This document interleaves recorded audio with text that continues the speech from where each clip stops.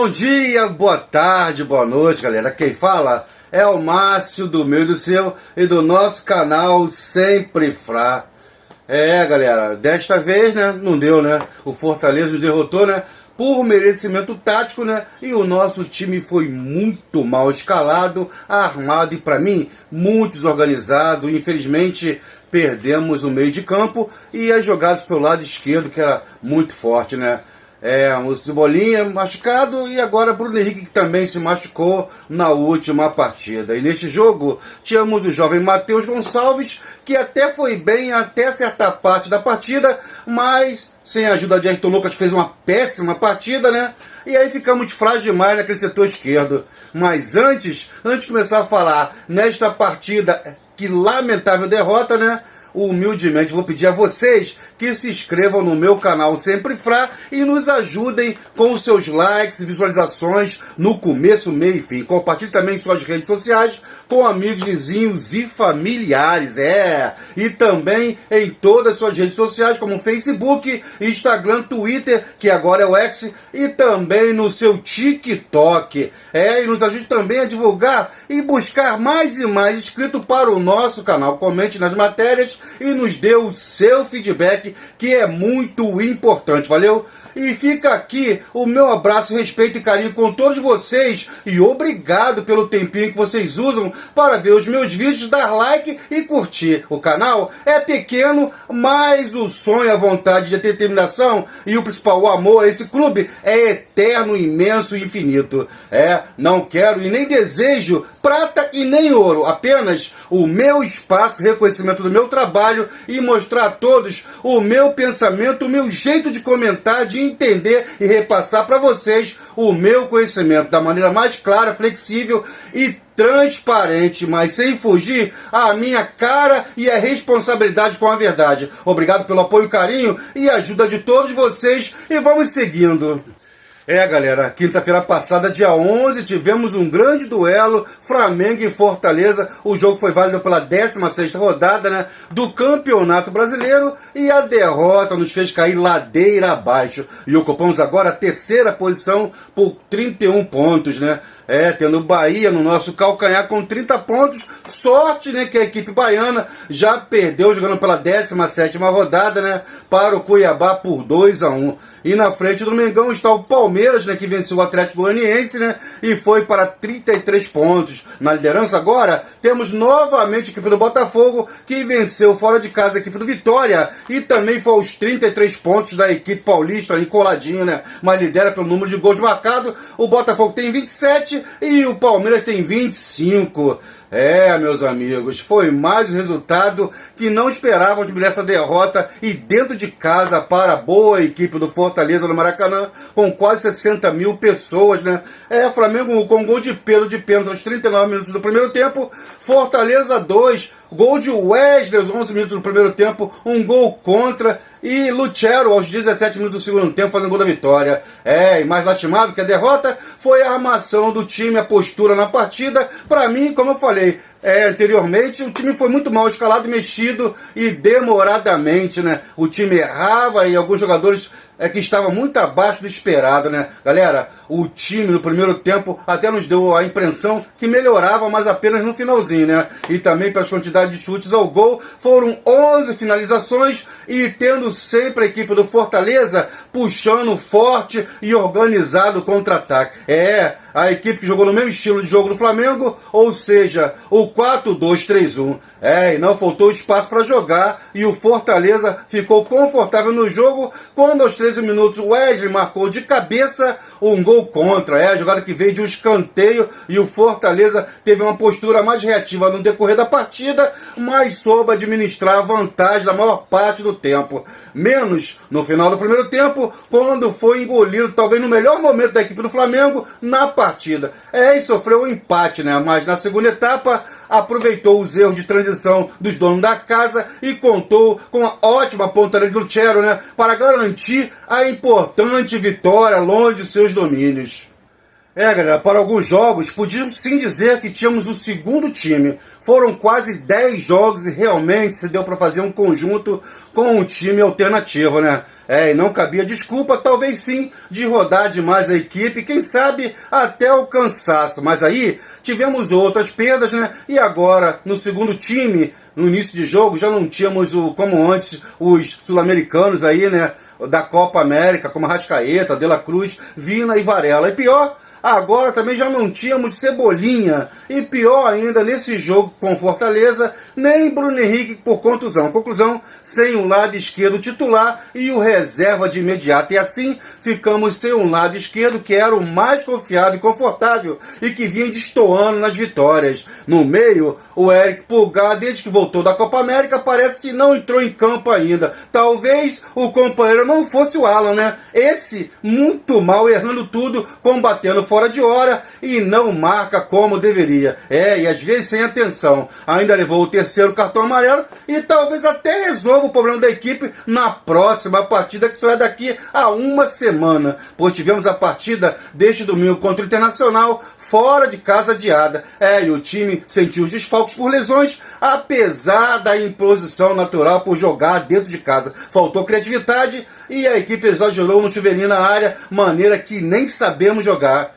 Buscamos empate no segundo tempo e a entrada de Gabigol, que jogou como segundo atacante, deu muito mais mobilidade ao ataque na reta final e ele entrou muito bem, um belo chute a gol e uma boa defesa do goleiro do Fortaleza, depois uma assistência maravilhosa que o Carlinhos perdeu um gol feito, né? E depois ele ainda fez um gol que vibrou muito e foi arrepiante e contagiando todo o Maracanã. Infelizmente, por uma unha, estava impedido, mas tudo isso não foi suficiente para evitar a nossa derrota. Galera, tivemos 21 chutes ao gol o jogo todo, mas na direção do gol mesmo, somente 7. E isso é muito pouco. Nosso adversário teve 7 chutes no gol, só chegou 2 e foi os 2 gols que eles fizeram. Com um aproveitamento de 100%, né? E ainda, pasme, ficamos com a bola 71% de tempo de jogo, contra 29% do time do Fortaleza. Resumo, tivemos a bola e não sabíamos como chegar, criar, chutar gol.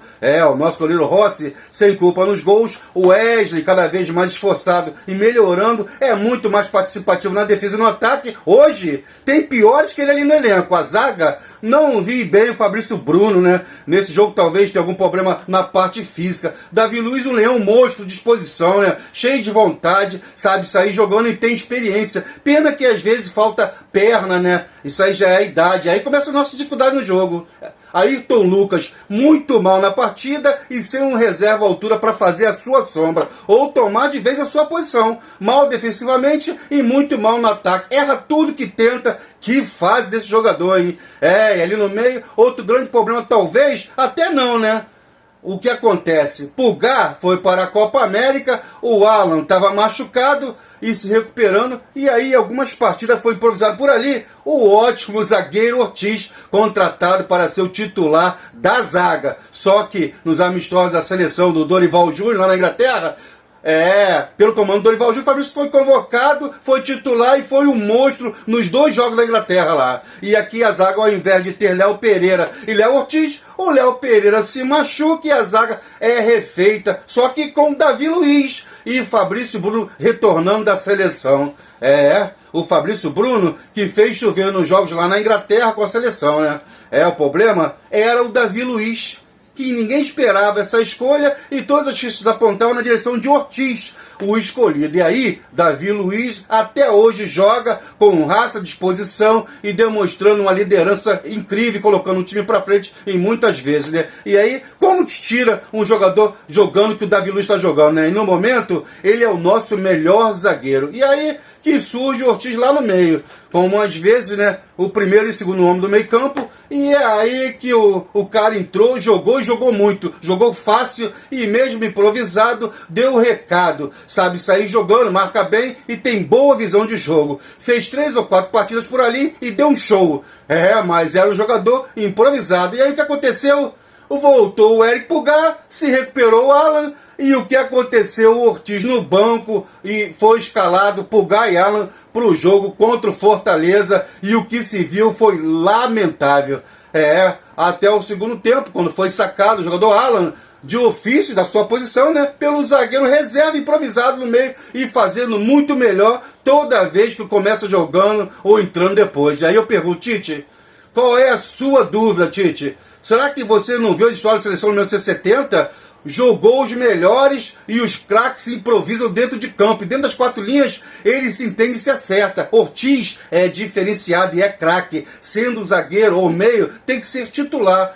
No momento para mim hoje, no meio. Mas amanhã pode ser sim na zaga. E é tudo no seu momento, no seu tempo. E Gerson, no meio campo, foi o melhor jogador em quase todos os jogos que o time ficou desfalcado, né? Mas também bem sacrificado na armação e na marcação no meio. Cansou, pois apesar de entrar bem, o bom garoto da base, Matheus Gonçalves, não marca e não fecha ali o meio campo sem a bola. E ficou muito confuso e com espaço de sobra para o Fortaleza, que tem meias inteligentes e rápidos para trabalhar os contra-ataques. Hércules e Pikachu estavam fortes pela direita e nas costas de Ayrton Lucas.